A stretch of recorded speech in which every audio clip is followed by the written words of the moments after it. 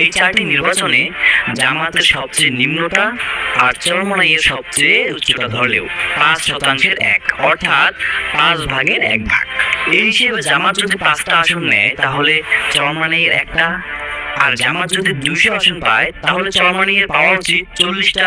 আর যদি জামাতের রেগুলার বা হাইয়েস্ট 12% ভোট ধরা হয় তবে জামাত 200 আসন নিলে চরমোনাই পায় ভোটের শতাংশ হিসেবে 20টারও কম। আর যদি বর্তমানে দেখি তাহলে জামাতের ভোট প্রায় 25%।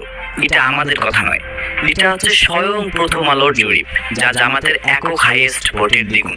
এই গোল আলু মানে এই প্রথম আলু পারলে জামাতকে শূন্য দেয় সবসময়, আর তাদের কথা থেকেই বেরিয়ে এসেছে 25%। তার মানে অবস্থাটা বুঝেন। এছাড়াও বাংলাদেশে জামাতের একটা জোয়ার উঠেছে, দাঁড়িপাল্লার জোয়ার। এখন চরমোনাইয়ের হাইয়েস্ট ভোটের 3 গুণ ধরে ভাগ করলে জামাতের 200 আসনের বিপরীতে চরমোনাই পায় মাত্র 24টা আসন। আর